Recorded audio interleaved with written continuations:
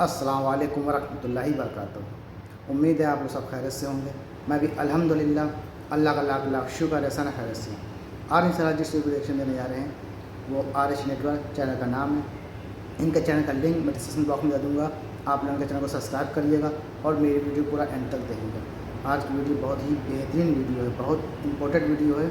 आज से 40 साल पहले खाने काबा पे एक हमला हुआ था और वहाँ पे तमाम दहशतगर्द आ गए थे और तमाम हज़ारों लोगों को जो वहाँ नमाज़ पढ़ रहे थे या तवाफ़ कर रहे थे, जो भी था, उन सबको बंदी बना लिया था। तो वो उसी के ऊपर ये पूरी वीडियो है। वीडियो बहुत बेहतरीन है। वीडियो को आप लोग एंड तक ज़रूर देखिएगा कि क्या हादसा हुआ था खाने काबा के अंदर, यानी कि मस्जिद हराम के अंदर जहाँ लोग तवाफ़ करते हैं। तो क्या हादसा हुआ था, कौन लोग थे वो दहशतगर्द थे जिन्होंने ऐसा गुस्ताखी की इतनी पाक जगह पे, या कि ऐसा घिनौना कह लीजिए, गंदा काम कह लीजिए, या जो भी कह लीजिए, बहुत बुरा काम किया और उन सबको सज़ा भी मिल गई। तो आइए जानने की कोशिश करते हैं कि वो कौन लोग थे और क्यों किया और क्या वजह थी। तो चलिए वीडियो को देखते हैं और वीडियो को अंत तक देखिएगा। वीडियो अच्छी लगे तो इसको शेयर ज़रूर करिएगा, लाइक करिएगा, सब्सक्राइब करिएगा और बेल आइकन ज़रूर दबाइएगा और अपनी राय कमेंट बॉक्स में ज़रूर बताइएगा। तो चलिए आइए बिना देरी के वीडियो स्टार्ट करते हैं, उसके बाद फिर बात करते हैं।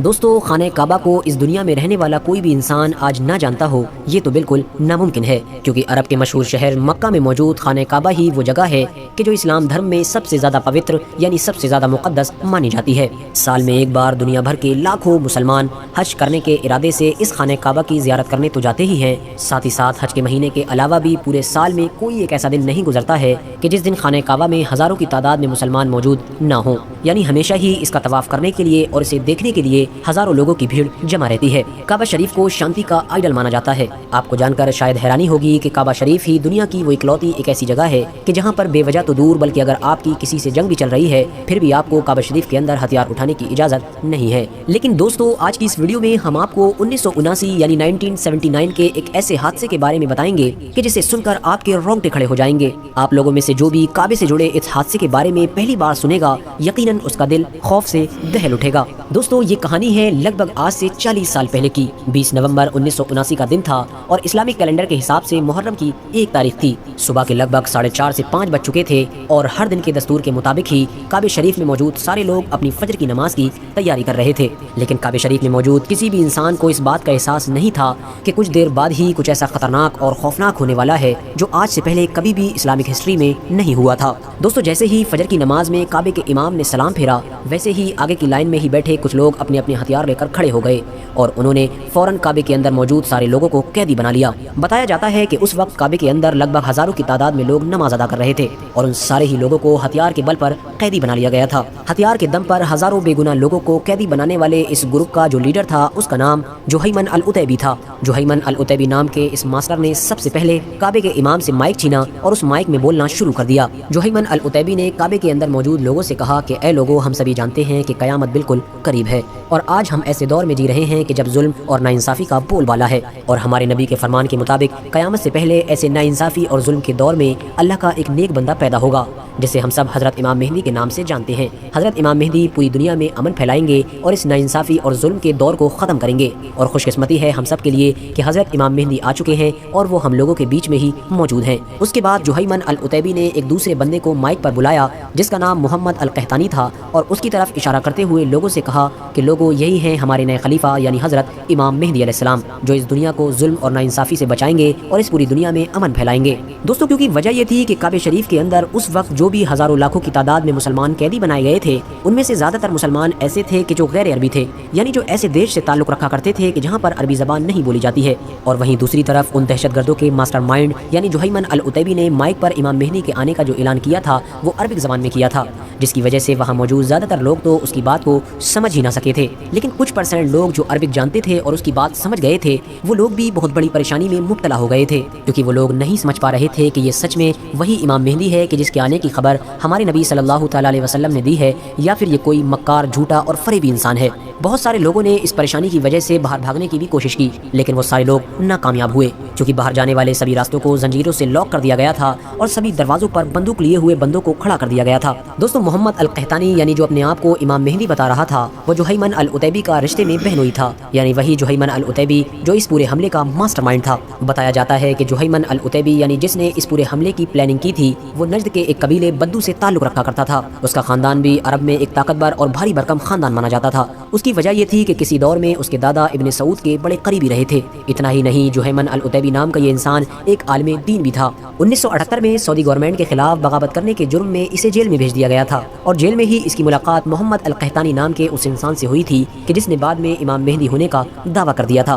جیل میں ہی محمد القحطانی نے اسے بتایا تھا کہ میرے پاس اللہ کی وحی آئی ہے اور میں ہی امام مہدی ہوں کہ جس کے آنے کا انتظار پوری دنیا کے مسلمان کر رہے ہیں۔ جہیمن العتیبی نے محمد القحطانی کی اس جھوٹی بات پر یقین کر لیا اور آگے کی پلاننگ شروع کر دی، اور جیل میں ہی ان دونوں نے یہ منصوبہ بنانا شروع کر دیا تھا کہ وہ آخر کس طرح سے سعودی گورنمنٹ کا تختہ پلٹ کریں گے۔ جہیمن العتیبی کو محمد القحطانی کے امام مہدی ہونے پر اتنا یقین ہو گیا تھا کہ اس نے اپنی ایک بہن کی شادی بھی محمد القحطانی یعنی جھوٹے امام مہدی سے کروا دی تھی، اور آخرکار ان دونوں نے 20 نومبر 1979 کو اس گھنونے اور خوفناک کارنامے کو انجام دیا تھا، اور ان لوگوں کا یہ ناپاک کھیل کعبے جیسی پاک جگہ پر لگ بھگ 15 دنوں تک لگاتار چلتا رہا تھا۔ شروع کے 4 دن تو انہوں نے خانہ کعبہ کے اندر موجود سبھی ہزاروں لاکھوں لوگوں کو قیدی بنائے رکھا، لیکن جب 4 دن کے بعد سبھی لوگوں کے لیے خوراک کا انتظام نہ ہو سکا تو ان لوگوں نے آدھے لوگوں کو مسجد حرام سے باہر جانے کی اجازت دے دی، اور بچے ہوئے آدھے لوگ ہی ان کے قیدی بنے رہے۔ اس بات کی خبر جب اس وقت کے سعودی کنگ تک پہنچی تو ان کے ہوش اڑ گئے۔ پوری شاہی فیملی پر ان کی حکومت جانے کا خطرہ منڈرانے لگا تھا۔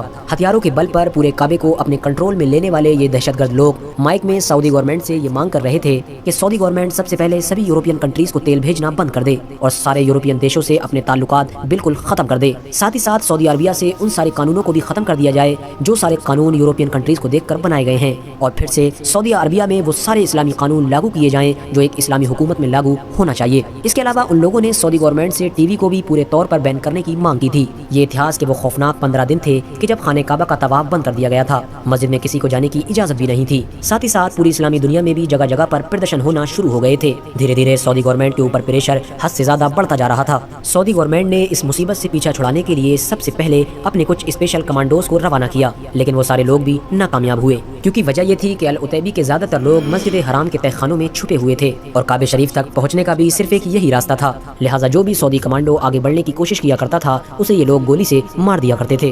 اس کے علاوہ کعبہ شریف کے ادب کی وجہ سے سعودی گورنمنٹ کوئی بڑا اٹیک بھی نہیں کر سکتی تھی۔ سعودی گورنمنٹ کو ہر قدم بڑا سوچ سمجھ کر ہی اٹھانا تھا، کیونکہ اندر بہت سارے بوڑھے، بچے اور عورتیں بھی موجود تھیں۔ دوستو، اس دور میں سعودی اور فرانس کے رشتے بھی بہت اچھے تھے۔ سعودی نے سب سے پہلے فرانس سے مدد مانگی اور فرانس نے فوراً اپنی ایک اسپیشل ٹکڑی سعودی کی مدد کے لیے روانہ کر دی۔ فرانس کے ساتھ ساتھ سعودی نے اس مصیبت سے بچنے کے لیے پاکستان سے بھی مدد مانگی تھی، لہٰذا پاکستان سے بھی کعبہ شریف کا قبضہ چھڑانے کے لیے ایک اسپیشل فورس روانہ کی گئی تھی۔ فرانس کی اس اسپیشل فورس نے العتیبی کے لوگوں سے ٹکر تو بہت لی، لیکن کیونکہ غیر مسلم کو کعبے کے اندر داخل ہونے کی اجازت نہیں تھی، اسی لیے وہ لوگ قبضہ چھڑانے میں کامیاب نہ ہو سکے، اور آخرکار 4 دسمبر کو سعودی عربیہ کے اسپیشل کمانڈوز پاکستان آرمی کی مدد سے اس بغاوت کو کچلنے میں کامیاب ہو گئے تھے۔ بتایا جاتا ہے کہ پاکستانی آرمی نے مسجد حرام کے تمام تہہ خانوں میں پانی چھوڑ دیا تھا، اور ان پانی میں بجلی کے تاروں کو ڈال دیا گیا تھا تاکہ تہہ خانوں میں چھپے ہوئے سارے دہشت گرد باہر آ جائیں۔ اتنا ہی نہیں، بہت سارے ٹائروں کو بھی جلایا گیا تھا جس کے دھوئیں کو تہہ خانے میں چھپے ہوئے لوگ برداشت نہ کر سکے، اور آخرکار پریشان ہو کر وہ سارے دہشت گرد باہر نکلنے پر مجبور ہو گئے تھے۔ باہر نکلتے ہی ان سب کو گرفتار کر لیا گیا تھا، اور پھر کچھ دن کے بعد ہی سب کے سامنے ان سب کے سر کو قلم کر دیا گیا تھا، یعنی ان کی گردن کو اڑا دیا گیا تھا، تاکہ فیوچر میں دوبارہ کوئی بھی انسان خانہ کعبہ میں ایسا قدم اٹھانے سے پہلے 100 بار سوچے۔ لگ بھگ 15 دن چلے اس آپریشن میں ان دہشت گردوں کے علاوہ بھی سینکڑوں بے گناہ لوگ ایسے تھے کہ جو اپنی جان گنوا بیٹھے تھے۔ محمد القحطانی نام کا وہ جھوٹا شخص جو اپنے آپ کو امام مہدی بتا رہا تھا، وہ بھی اس آپریشن میں مارا گیا تھا۔ فی الحال یہ تھا ہمارا ریئیکشن جو ہم نے دیکھا کہ کون بک لوگ تھے جو اپنے آپ کو دہشت گرد مسلمان تھے، کون تھے، اور مہدی علیہ السلام کا دعویٰ کر دیا کہ یہ مہدی علیہ السلام ہے۔ مہدی علیہ السلام دوستو آئیں گے، ضرور آئیں گے، لیکن ابھی ان کا وقت نہیں ہوا آنے کا۔ وہ وقت ہوگا تو شاید ہم میں سے کوئی موجود ہو نہ ہو، لیکن وہ آئیں گے ضرور، اور وہ جب آئیں گے تو پوری دنیا میں امن امان پھر سے سکون قائم ہو جائے گا، پوری دنیا میں مسلمانی حکومت ہو جائے گی، اور وہ آئیں گے، لیکن ان کو بھی آنے میں وقت ہے۔ اور یہ ویڈیو ہم نے دیکھا کہ خانہ کعبہ کس طرح سے قبضہ کیا، کس طرح لوگوں کو بندی بنایا، اور فرانس جاپان کی ٹیم آئی اور پاکستان کی ٹیم آئی۔ بہرحال ان کو اپنے انجام تک پہنچے، سب کو سزائے موت کی حکم ہوا اور سب مارے گئے۔ تو امید ہے یہ ویڈیو آپ لوگوں کو اچھی لگی ہوگی۔ ویڈیو اچھی لگی ہو تو میرے چینل کو ضرور سبسکرائب کریں۔ اس طرح کی تمام ویڈیو پہ میں ریئیکشن دیتا ہوں، بہترین ویڈیو ہوتی ہیں ہسٹریکل، جو تمام پرانے تمام ہوتے ہیں ہسٹری، اس پہ میں ویڈیو بناتا ہوں۔ تو اس پہ آپ کو دلچسپی ہو تو میرے چینل کو ضرور سبسکرائب کریں۔ پھر ملیں گے انشاءاللہ نیکسٹ ویڈیو میں، تب تک کے لیے السلام علیکم ورحمۃ اللہ وبرکاتہ۔